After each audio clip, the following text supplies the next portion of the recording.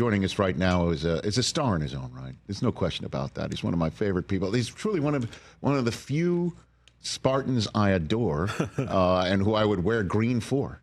Getting set to take the Spartans to a Big Ten record and remarkable streak of 27 straight NCAA tournament appearances.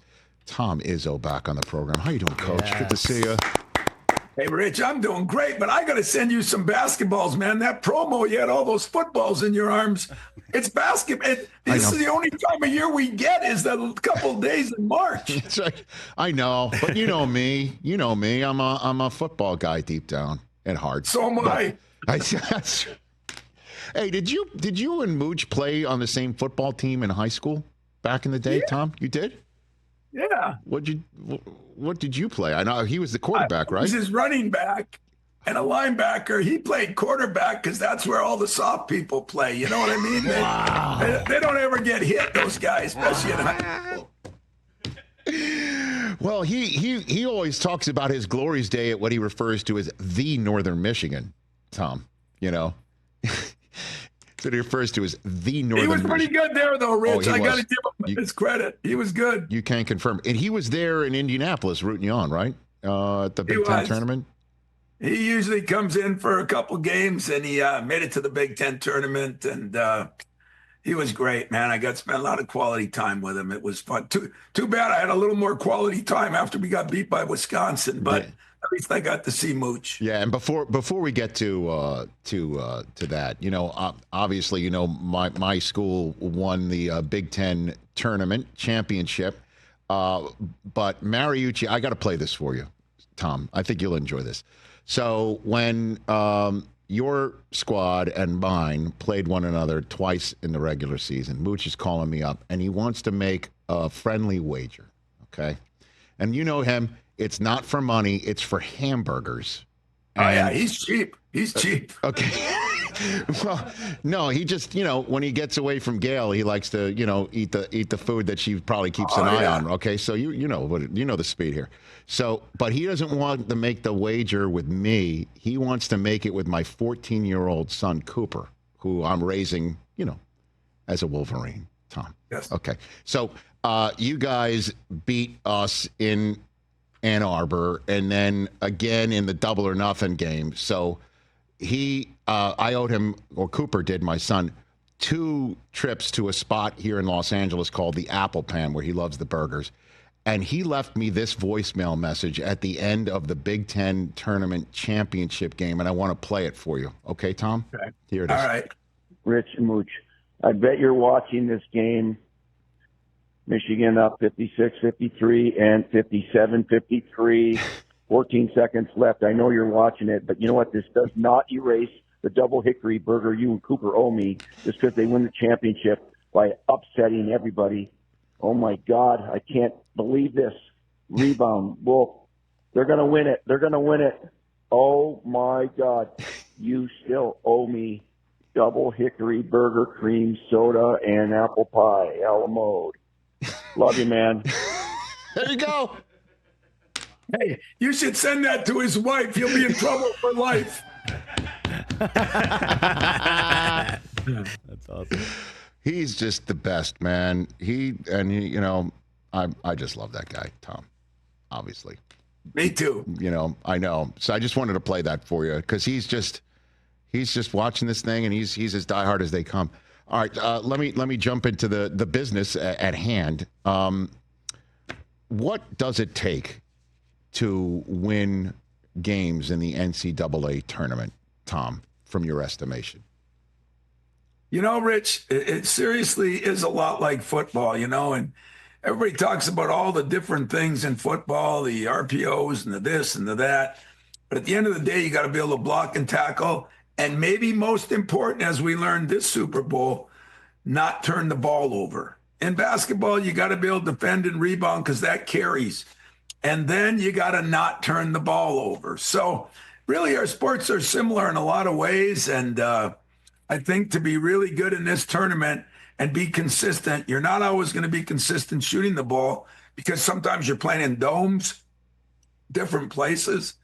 but your defense should travel. Ours has been pretty good. Our offense has gotten better, and we've taken care of the ball better than we have. We shoot free throws better, and that's why we've had a good year. We're not as maybe talented as some of the teams I've had, but we are connected, and that also makes a difference. How do you make sure your kids who are maybe going through it for the first time understand that, sure, you may not know where Bryant is, and you may not have even seen an America East conference game in your entire life, but this team can make our lives miserable and would be a loss that you think about the rest of your life? I mean, how do you make them understand that, if you have to? That's the ticket.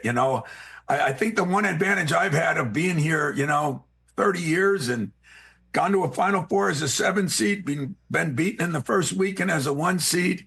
But I've got that famous 15-2 against Middle Tennessee back, I think, in 5th or 16, somewhere in that area anyway.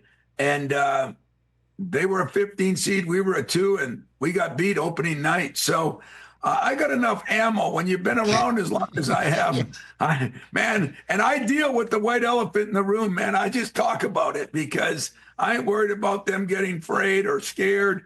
That's part of the nature of the beast. And right now, the one and done time that only us and the NFL, your favorite place, has, football, because pro basketball, pro hockey, pro baseball, they got those series. You can screw up a couple times, still win it. We're one and go home, so it gets a little hairier in our sport. Yeah, and so how much tape do you grind of Bryant? Like, do you turn to your staff and say on Selection Sunday, okay, you know what your deal is, go to work, and then what happens? What happens next, Tom? Well, we've got a bunch of managers here. It's really cool, Rich. Right. Someday you're going to fly in here and see it, and it's like Santa's helpers. The selection comes, and we've got like 10 tapes on these guys. We got all the information. We got scouting reports. It's amazing what we can do now, and thank God to a lot of other workers. And then I do press conferences and sit back, But then I start working late at night. We do watch a lot of film. That's the football mentality that Mooch put in me. I'm a filmaholic as far as that goes. But at the end of the day, players play the game, and the ball's got to go in the basket. You got to defend it. And it all becomes real simple once the night comes. Cleveland, Ohio. So I imagine that's a nice location, for somebody who wants to drive even, from Michigan. You got this thing, that state down south, as some people in the state of Michigan would like to say. So you got that working for you, right? I mean, you could get a nice little home court potentially against Bryant, which, by the way, is from Rhode Island, in case the guys in the room need to know. Bryant is coached by a good friend of mine's son. Okay. Who you should know, but you probably don't. But his name is Phil Martelli. He was an assistant at Michigan the last couple of years. I know Phil. He was the head coach at St. Joe's forever, and on a lot of committees I'm on, and one of my better friends in coaching. And then we were laughing. I said, give me your son's number. I'm going to call him. This is before his championship game. I called him and wished him luck. And Phil says to me, hey, one of the mock drafts have us playing you guys. And I said, this was his dad telling me, and I said, no way. Sure enough, 2 days later. So I called Phil back, and I told him not to give him any of those old Michigan scouting reports on us, but blood's thicker than water, so he probably blew me off. I love that. You don't dare call him and say you got a scouting report on your son's team, right? Like that's a waste of your breath, right, Tom? No. Blood is thicker than water, like I said. Yeah, absolutely. That ain't gonna happen. And then let's just say, in terms of surviving and advancing, what is it like on the day in between in a hotel room, right? If you're fortunate enough to have this opportunity, and what happens then to keep things going here and keep the momentum flowing in a tournament like this, Tom? Well, I learned after my first couple years that we kind of prepare for the weekend, Right. So really right now, I got some assistants looking at New Mexico and some at Marquette. And unfortunately, we play the 10 o'clock at night game. Now that's only 7 your time, because I know you go to bed early, but it's 10 o'clock at night. So we won't get back to the hotel till 1:30 in the morning. But Jeez. that's when you really get to grind it. I think that's the most fun of college, as far as a coach. You see how long you can work and how ugly you can look, and then and how bad you can feel, and see if you can prepare for the next team. So that'll be sometime Sunday if we win. And then in terms of that, Tom, I mean, the game has changed so much, and I know we could go on and on about portals and NIL and things of that nature, and how things have changed and how much that affects your job in a way that it never used to. But does this feel like, you step into an old shoe right here, and this is old school? This is it. Like, it's survive and advance. It's just like it was, I'm sure, the first time you went, and it's like any of the times in the 27 in a row that you've gone. It's the same tournament. It's the same 6 games, and it's the same challenge that there's in front of you, right? I guess that's the beauty of it, Rich, and you said it very well. Utilizing your Michigan degree there. That's well said. I mean, everything changes, and everybody wants to think everything's changed so much. As I said, still got to block and tackle in a football game, still got to defend and rebound, and nothing really changes in one and done time. If you don't do your job, you go home. And if you do it, you survive in advance, as you said. And I think that's the excitement part of it. The difference with football, like college football has the 12 teams now, but they're all the greatest teams. In basketball, we have that Cinderella thing, that slipper, man. You got to make sure that Cinderella doesn't bite you, because that's what's hard about basketball is you've got the lower seeds, the upper seeds, and it's a little bit more difficult. Yeah, certainly if your game time means you finish at midnight, you don't want to be that pumpkin, right, Tom? You don't want to be that at the stroke of midnight, for sure. And so what would another championship mean for you personally, Tom? What would that mean? Personally and professionally, it would mean a lot for our school. It'd mean a lot. I think this is what you do it for. Winning games is good. It's nice, but championships and banners are things that, even when this building falls down and I'm gone and you're gone, they're going to move that banner to the next building. And so I always talk about things that are going to last a lifetime and then more. And that's what any kind of banner does. So it would mean a lot to me. 25 years later, it's hard to believe that it's been that long and there hasn't been another Big Ten team. So this is the time of year I pull for the Big Ten, but I pull for Michigan State a little more. I bet you do. And so do you have those speeches? You got those ready? Do you prepare? Do you think this is what I'm going to say to the kids? Do you fashion that sort of stuff? Think about what I want to say to them, and it depends on the situation we're in, but I'm always pretty honest with them, and I think that's the best part. With social media nowadays, you can't make somebody out to be the Los Angeles Lakers if they're not, and you can't put down somebody because everybody's reading and writing and saying things about everybody. So for me right now, I'm just being as honest as I can. This is a team that we play that's very big, very well coached. They've won a lot of games. They score a lot of points. Maybe the competition isn't the same, but like I said, I've been there, done that, where I've gotten beat by teams that maybe weren't ranked as high. And so we're just going to take it one game at a time. As far as we're going to prepare for a couple of teams. That's what we do on Monday and Tuesday. On Wednesday and Thursday, we home in on the team we play.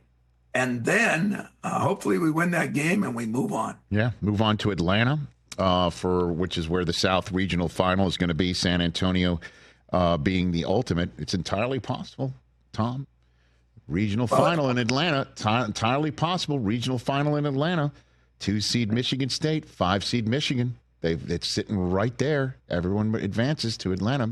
What do you think? It would be easy if, the teams we could play this weekend, there's 3 teams we could play. If all those teams forfeit, we just go right to Atlanta. I think that's a good idea. We'll forward that idea. Hey, it's a pleasure always talking to you, Tom. And I wish you the best of luck. And I'm going to be out there looking for you. I'm going to stay up. I'll stay up 7 o'clock Pacific. That's fine. I can stay up for that one, and I'll look forward to seeing you.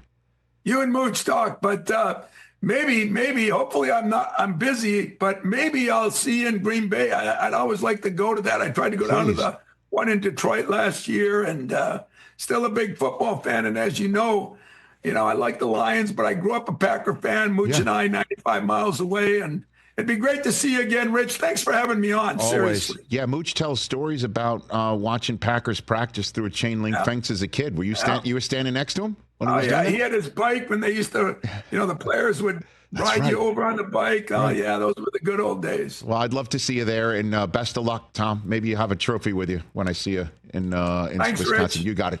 That is Michigan State head basketball coach, the legendary Tom Izzo, here on the Rich Eisen Show. Always great to catch up with him before an NCAA tournament. Catch the Rich Eisen Show live weekdays from 12 to 3 p.m. Eastern on Roku Sports Channel in the U.S.